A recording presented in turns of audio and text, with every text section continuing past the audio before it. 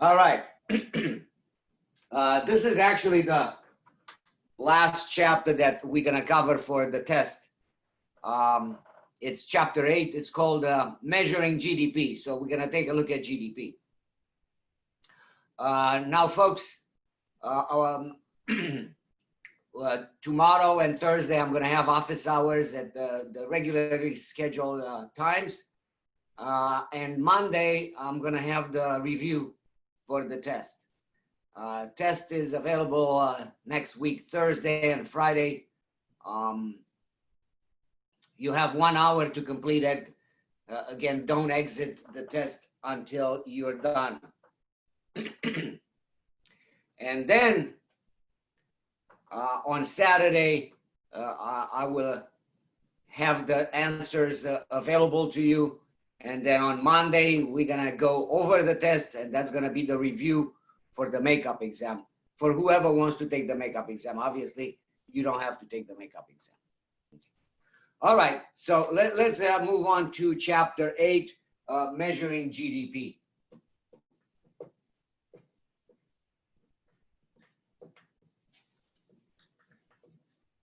First of all, what is this GDP?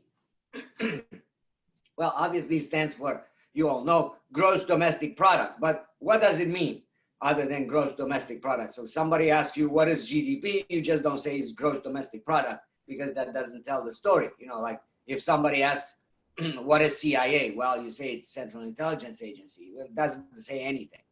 You got to say, well, it's our spy agency. Okay, that tells us the story. So GDP, gross domestic product, is basically, it tells us how the economy is doing. It tells us how the economy is performing. So is the dollar value of all final goods and services that we are producing in this country. So the GDP is the dollar value, and the only reason is the dollar value is because we measure everything in dollars. If we were in France, it would be the euro value of all final goods and services. If we were in China, it would be the now it escapes me. Doesn't matter. Chinese currency. So the dollar value of all final, notice that I put here final goods and services.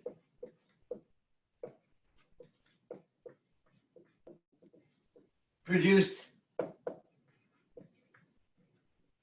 here in a given period of time.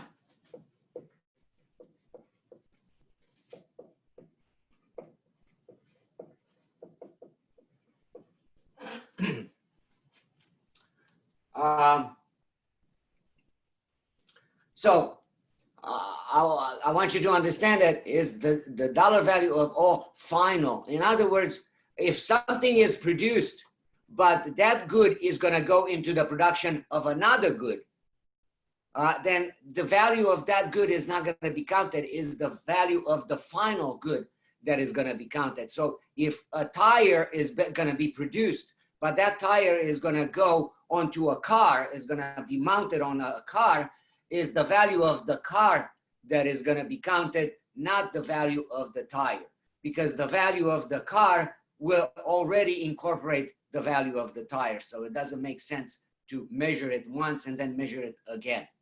So that we avoid double counting. Okay. Now, I just want to make a little parenthesis here and just talk about something that you're not going to be tested on, but it's a little bit interesting, if you will.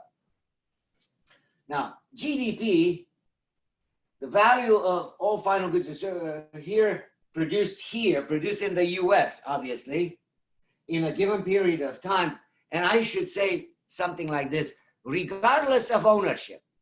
In other words, it doesn't matter who owns it, whether the British own it, or the Japanese own it, or the Chinese own it, or the US owns it. As long as we are producing it here within the US, then it's going to be part of the GDP. So every Honda that is produced in Ohio counts as part of our GDP.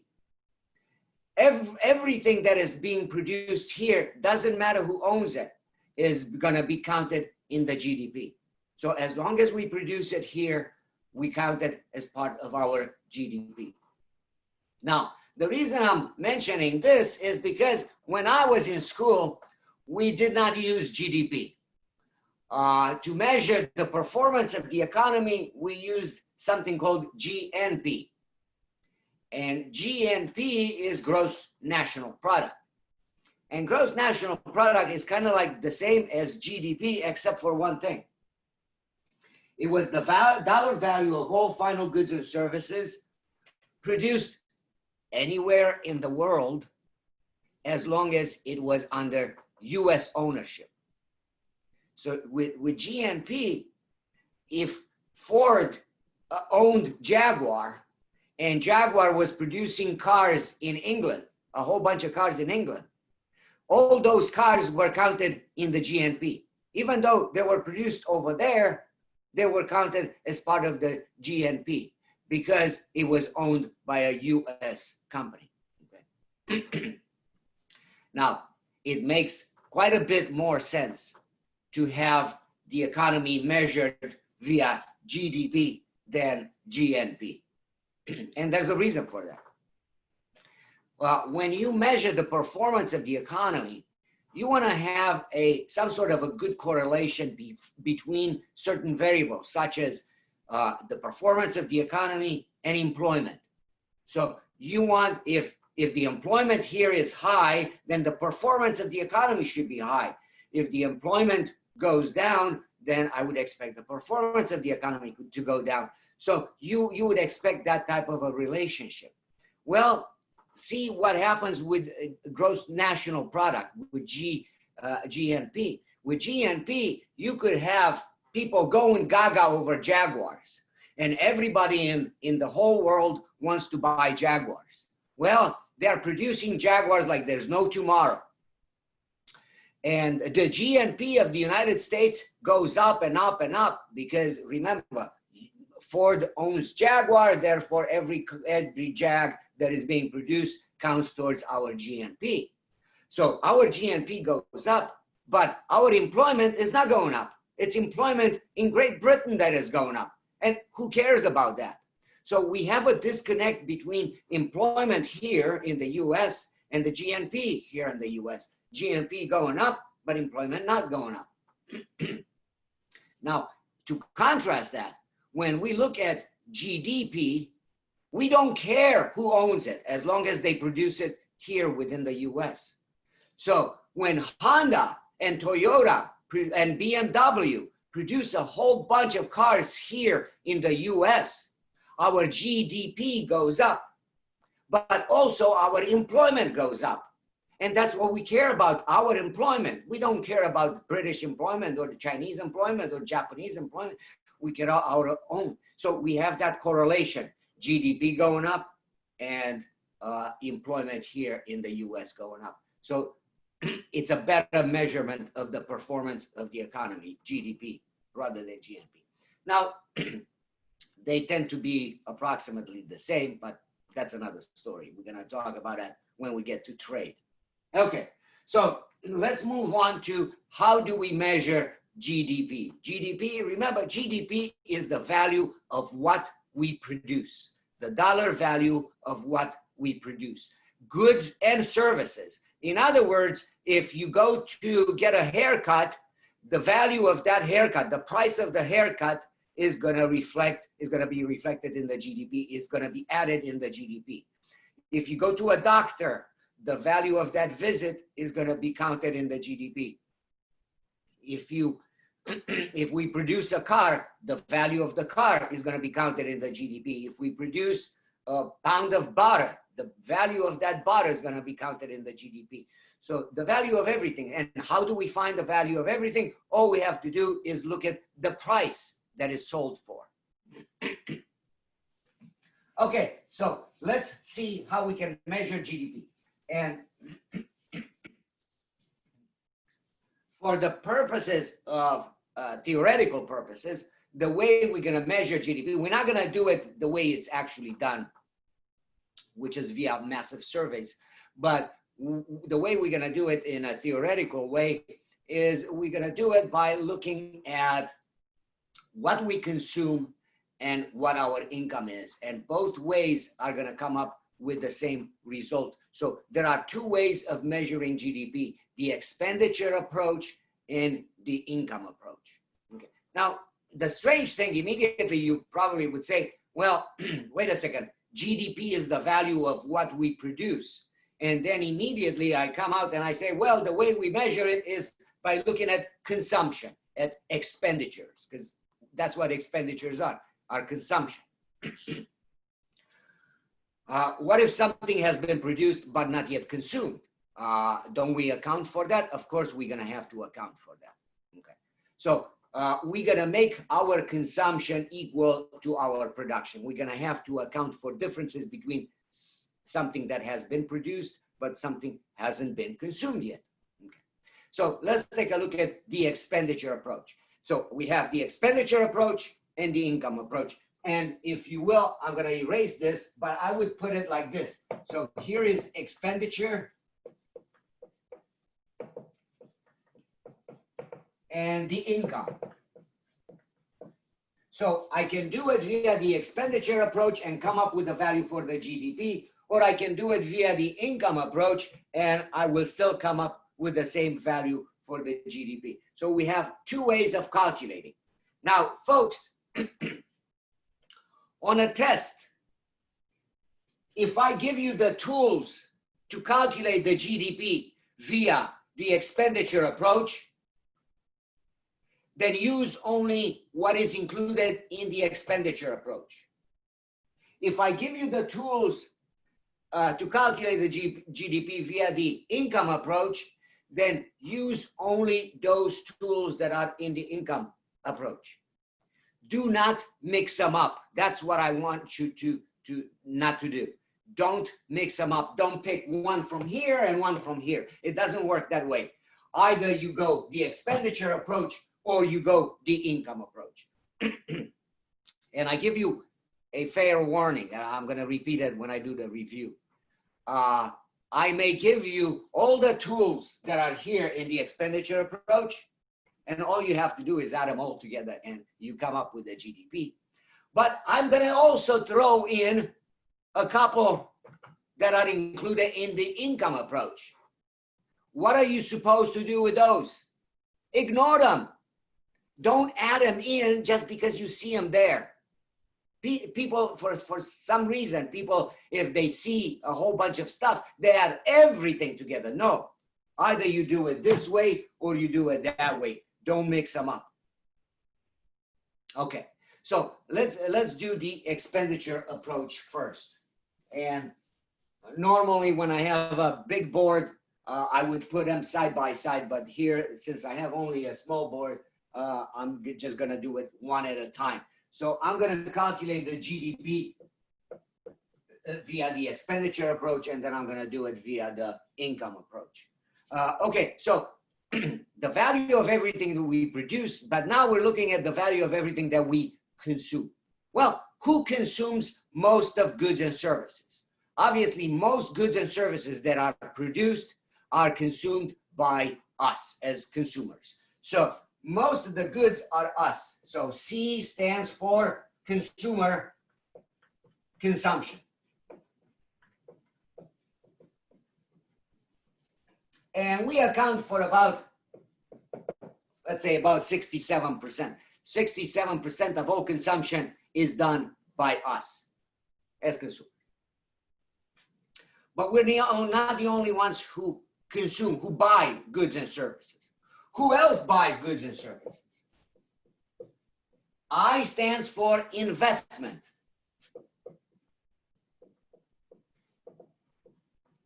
And investment is nothing more than business consumption.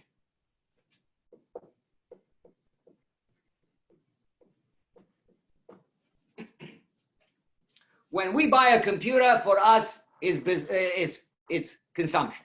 When businesses buy a computer, for them is investment. So it's business consumption. So whenever businesses buy any goods, for them, it's investment.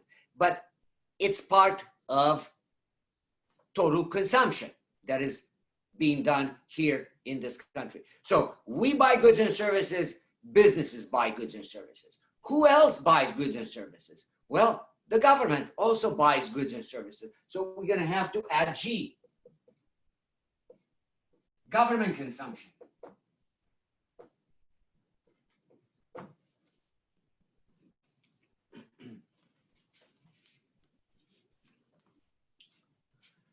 Okay, so it's us, it's businesses, it's government.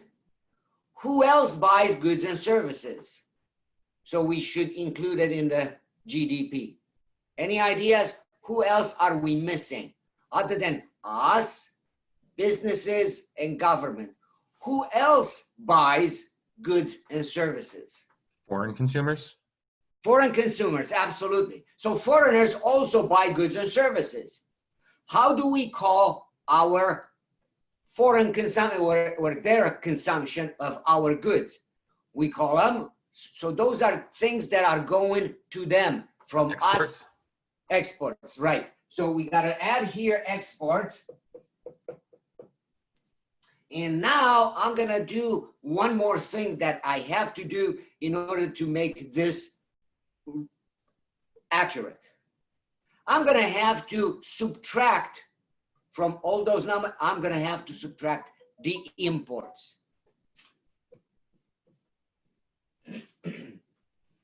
Why do we have to subtract the imports?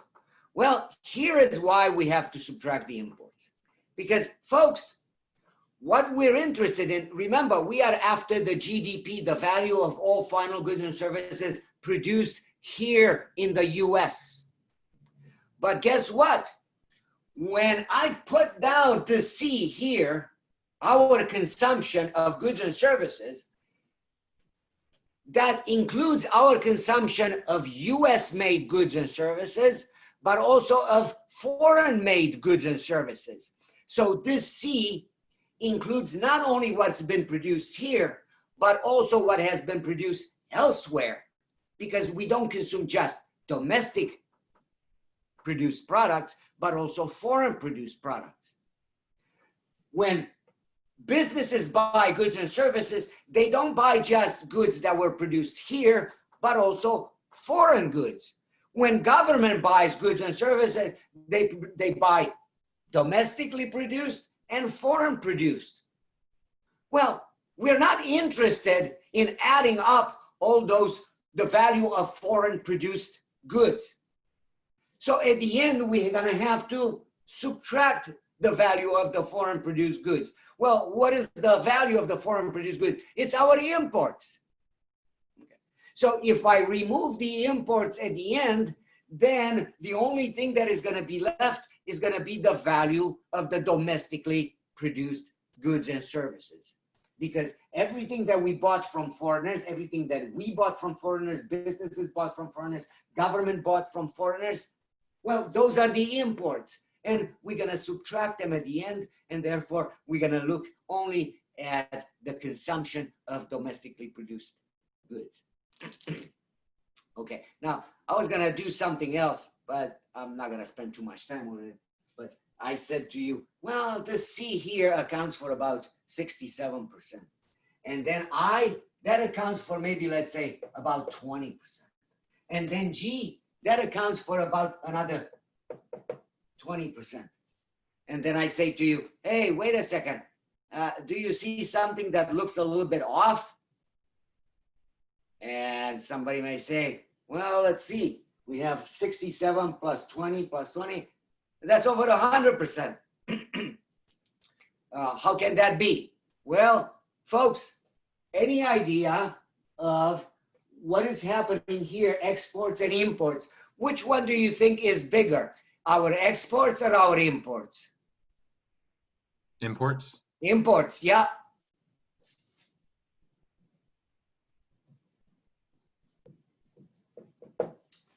Voila, now we have 100%.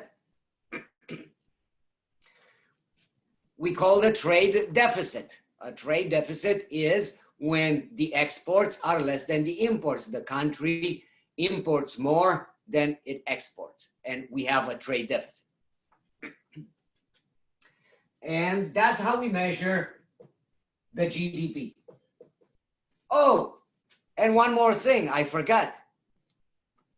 Remember, it's the value, the GDP is the value of everything that we produce. But here, we looked at the value of everything that we consumed, everything that has been purchased. So now we have one more thing to do. We have to account for what if something has been produced, but nobody has bought it? What if something has been produced, a car has been produced, Ford produced a car, but we didn't buy it, businesses didn't buy it, the government didn't buy it, foreigners didn't buy it, nobody bought it. It's just sitting there on Ford's lot as part of inventories. Well, guess what? We have to account for that. And inventories will be counted as part of the GDP and is going to be part of investment. So investment includes inventories.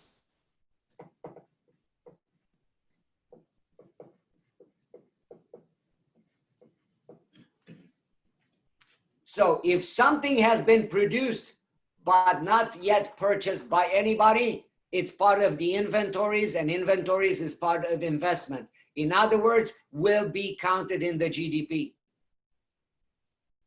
So now we can say that the value of everything that we buy plus the inventories is equal to the value of everything that we produced.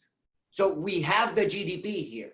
We have the GDP because we have accounted with those inventories, we have accounted for goods that nobody has consumed, but yet they are part of the GDP because the goods have been produced.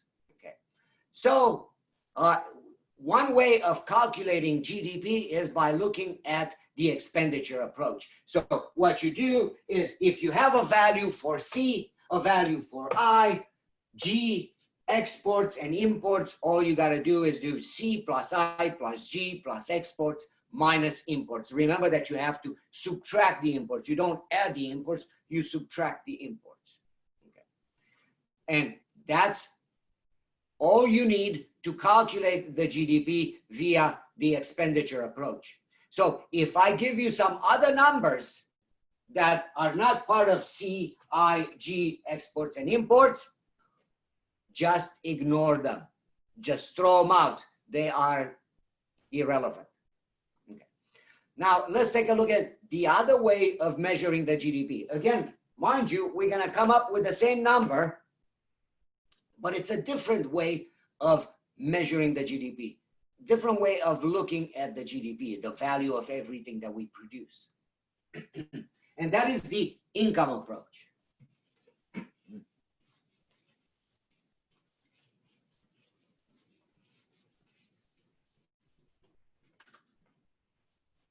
And the income approach goes something like this.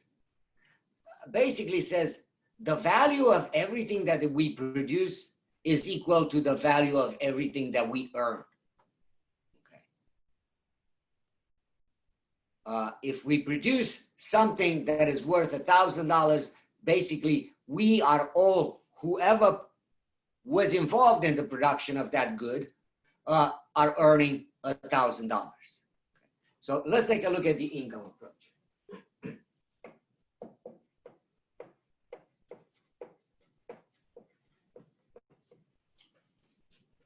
Is the value of everything that we earn. Who is this we? Well, we is all the resources of production. Labor, land, labor, capital, entrepreneurship. Those are the four resources. We talked about it in chapter 2. What are the resources? We talked about limited resources, unlimited wants. Limited resources, what are those resources? Land, labor, capital, entrepreneurship. So everything that is involved in the production of a good is going to have to be paid out of the value of that good. So who's going to get paid? us, labor. So the income approach is you add wages. This is wages. Wages is payment to labor. Plus I, W plus I. I is interest. Interest is payment to capital, to machinery. We're not going to get into how come they call payment to machinery interest, but as long machinery has to be paid the value of that machinery.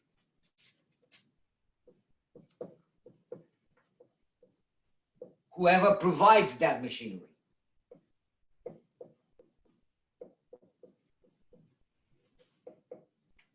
R stands for rent. Rent is going to be payment to land.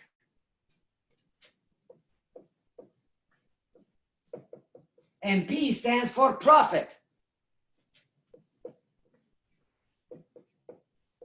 Profit is payment to the owner of the business. You know, whatever is left over after everybody gets paid for producing a good, whatever is left over, that's the profit to the owner. And in our case, is going to be profit to, is going to be payment to the entrepreneur.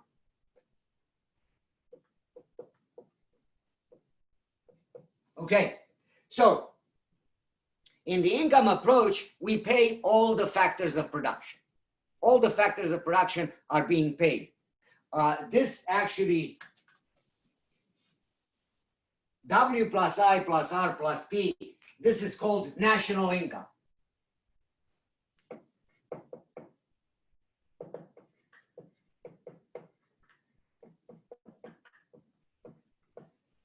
Because it represents income to all the factors of production. Everybody has to earn a buck out of something has been produced. The owner of the machinery, the owner of the labor itself, the owner of the business, and let's say whoever owns the building, the land. Okay, so everybody who was involved in the production of a good is going to get paid out of the value of that good. However, to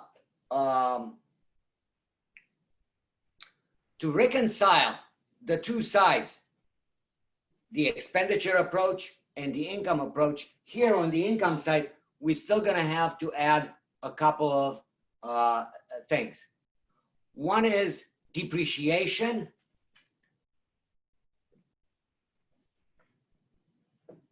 And another one is indirect taxes.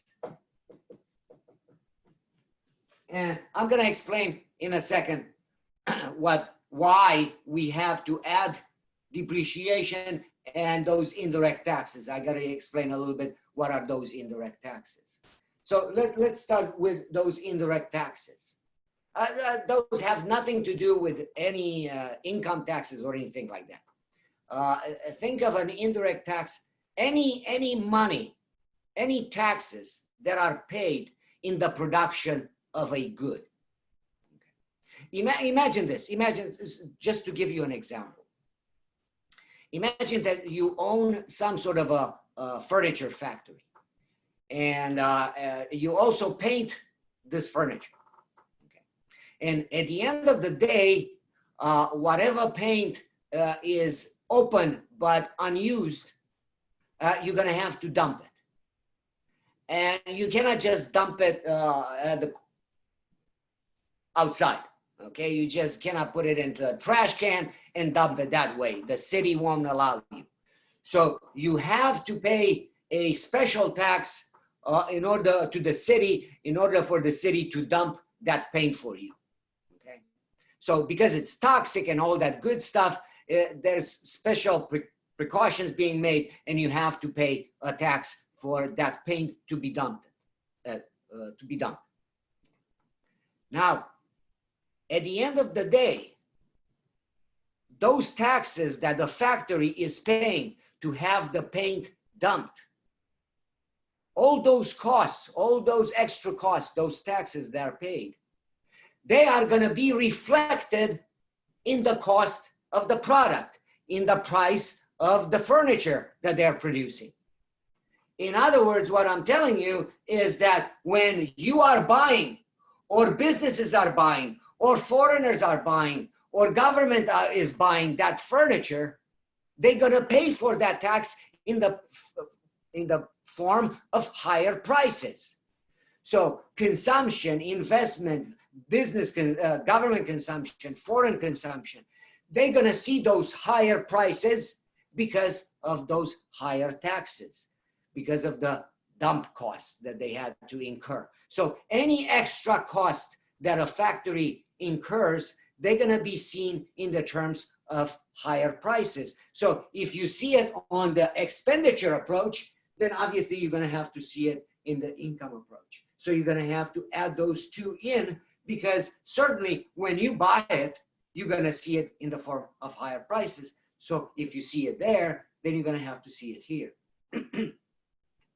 Depreciation. How does depreciation? Why do we have to add it? Well, guess what?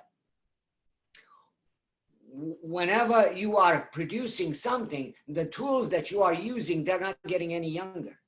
They're going down in value. And when they're going down in value, guess what? The price of the product is going to reflect the fact that the tools are going down in value. So they're going to be included in the price of the good, the depreciation. And if you are including it on the expenditure side, then obviously you're going to have to include it on the income side. So anything, any costs that are included on the expenditure approach, you should also see them on the income approach. So if they're there, they got to be here too. Okay. So if you see it in the price, you're going to have to see it here on the income approach.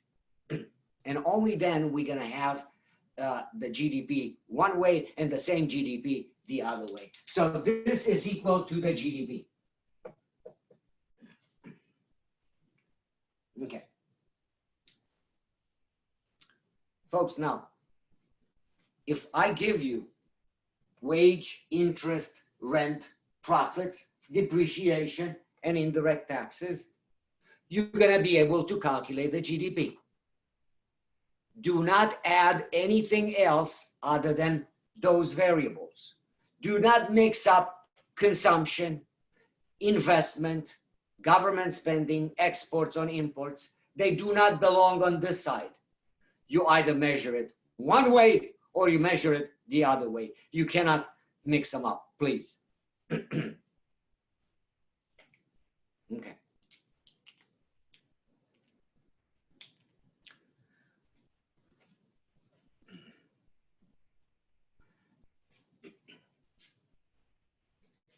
And now, a long time ago, probably the first class, the first lecture that I had, I was looking at the value of GDP per capita, and I was using the term income per capita and GDP per capita kind of interchangeably.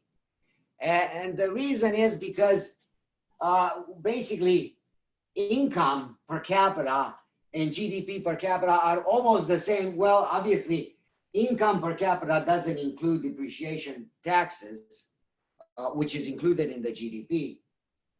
So I was kind of like making this per capita and this per capita almost equal. And that's because depreciation and indirect taxes are rather small. So I'm almost approximating GDP and national income. Okay, now, what is not going to be included in the GDP? What is not going to be included in the GDP is going to be intermediate goods. Intermediate goods are goods that are going into the production of another good. So if somebody produces wheat or whatever product, and that product is going to go into the production of another product, then the value of the intermediate good is not going to be counted. It's only going to be counted the value of the final good. Okay. What is not going to be counted in the GDP? Obviously, illegal activities, the value of illegal activities. The sale of drugs is not counted in the GDP. The sale of any other illegal activities, not counted in the GDP. So this is the underground economy. Okay.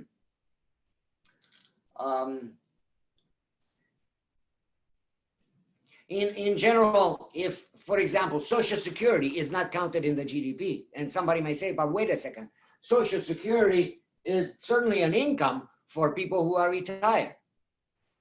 In general, if the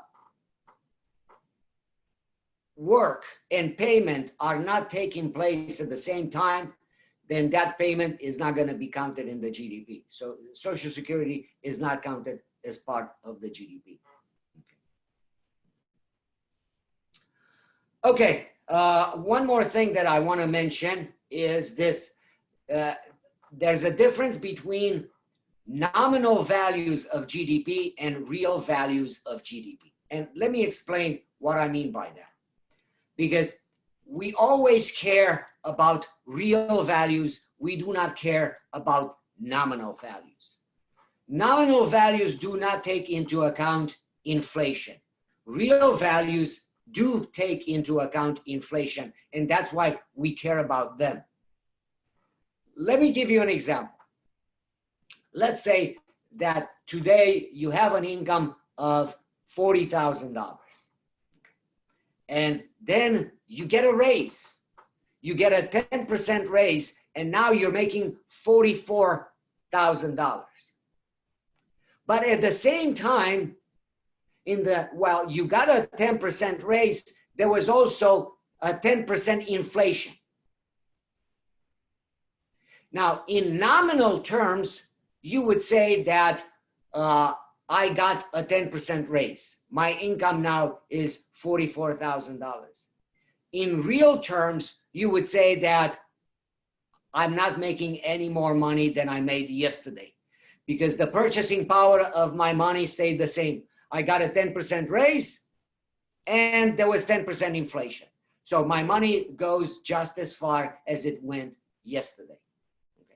Those are the differences between nominal and real rate and real income, real values and nominal values. So let me show you just a little bit of GDP, nominal and real, and how we can make nominal values into real, because we care about real, not about nominal.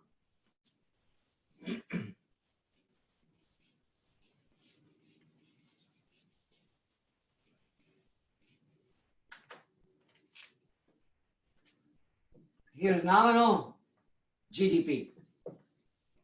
And let's say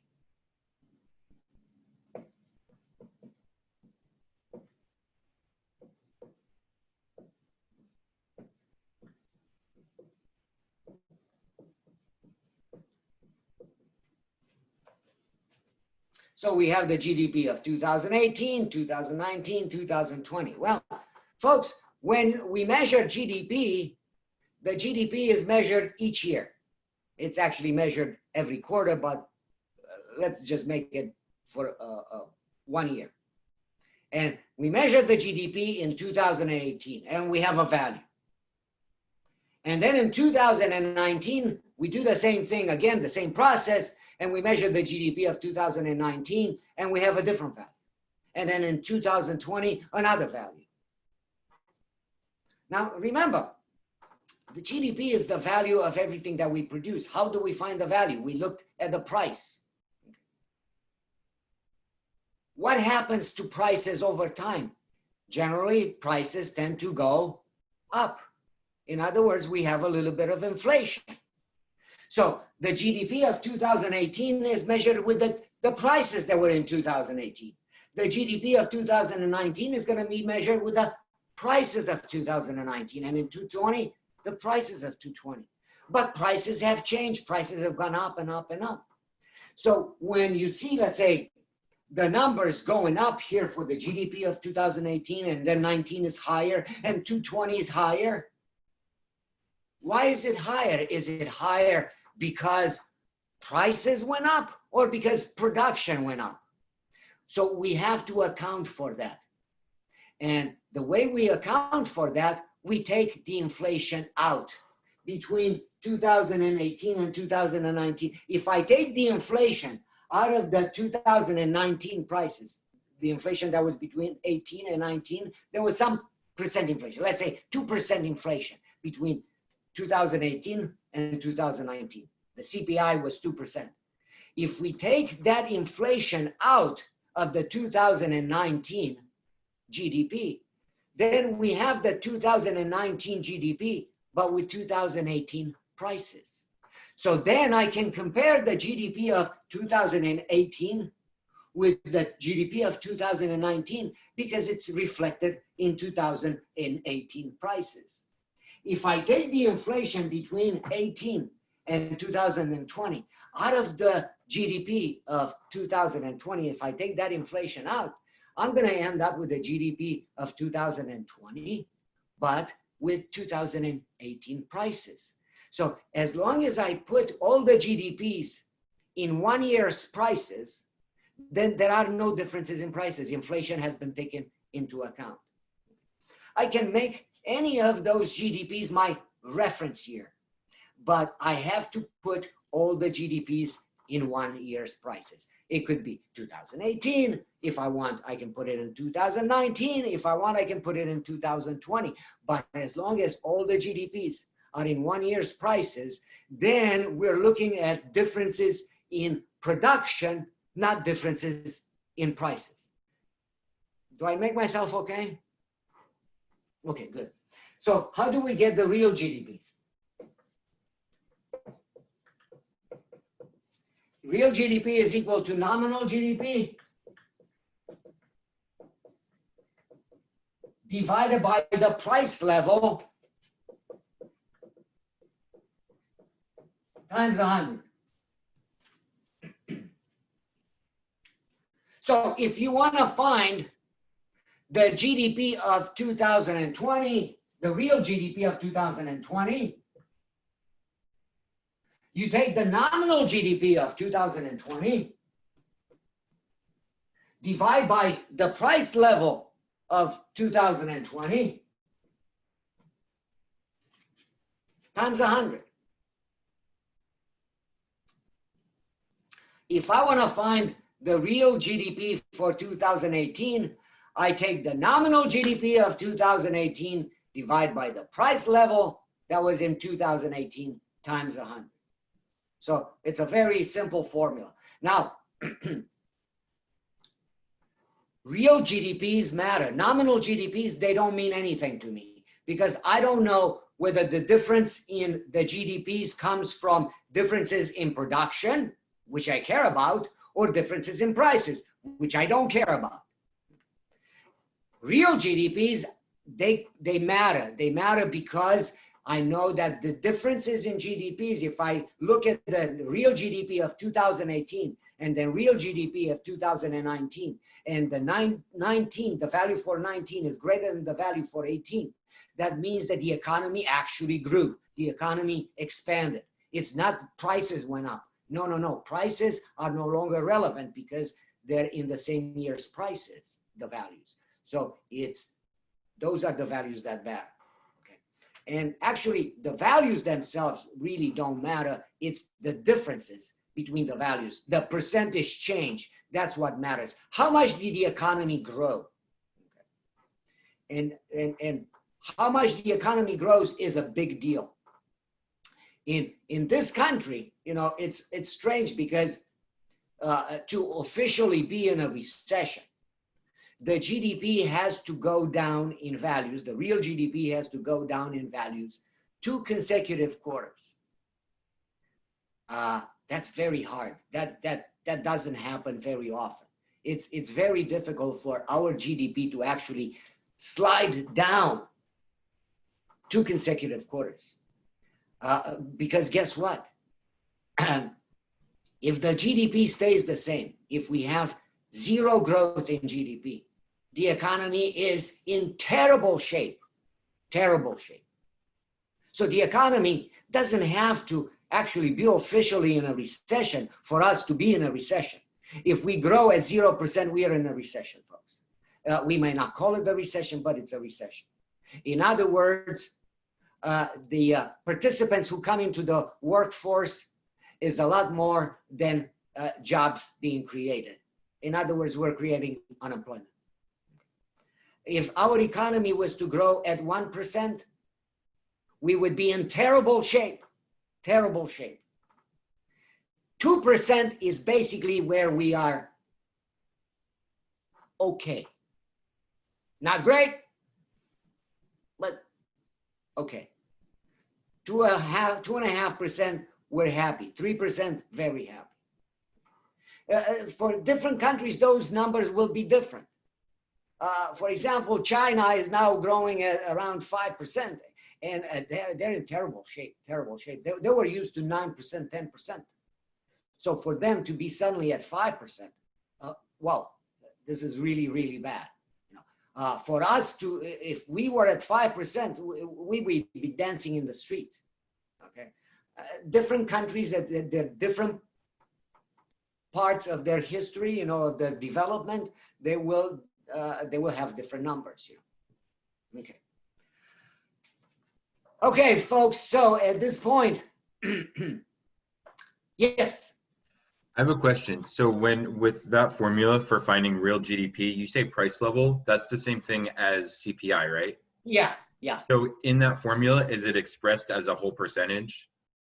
So like when we calculate CPI, it's not going to be as a percentage. It's going to be a number. So for example, it may be 105 or 107.2 or 98.3, not percentage. Okay.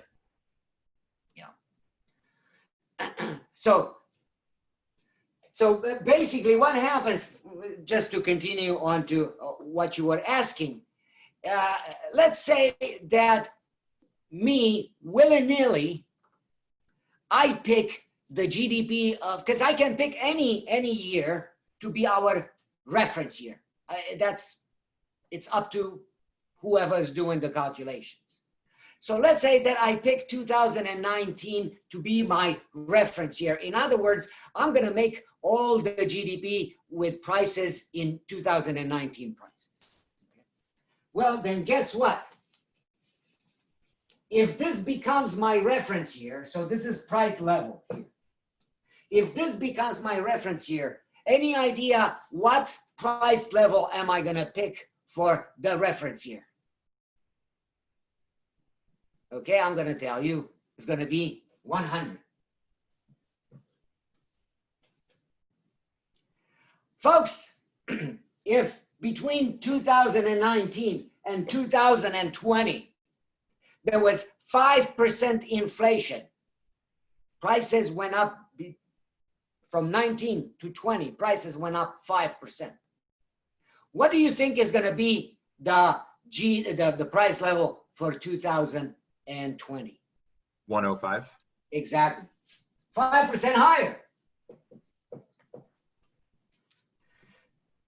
So whatever the number here is, let's say the GDP is 230 billion. Well, guess what? When I calculate the real GDP for 2020, I'm going to make this number smaller because I'm taking the inflation out of it. So what's going to happen, the real is going to be 10,230 divided by 105 times 100. It gets smaller, right? Okay, now, let's say that there was inflation between 2019 and 2018 and 2019. In other words, prices in 2018 were lower than prices in 2019. Then what do you think is going to be a value for the GDP in 2018? Not exactly, because you don't know exactly what number, but it's going to be a number that is... Be higher if you're using 2019 dollars? No, I want in 2018. Oh, the price level, it'd be lower. Exactly, it's going to be lower than 100. Okay. Because prices were lower in 2018 than in 2019. So let's say there were 95 prices, okay? Now, when I measured the GDP in 2018, let's say was 10,010. This nominal GDP that we measured in 2018, I want to put it into 2019 prices. So in other words, I want to add the inflation to this GDP so that it's now reflected in 2019 prices. Well, guess what? When I use this formula, I'm going to say that the real is equal to 10,010 divided by 95 times 100. I divide by 95 and I multiply by 100. What happens to the number? The number Then it becomes goes up. bigger. Exactly. Larger. Okay, that makes sense. Yeah. Yeah. Thank you for explaining that. Absolutely. All righty. Guess what? Another lecture is done. Let me cut off this.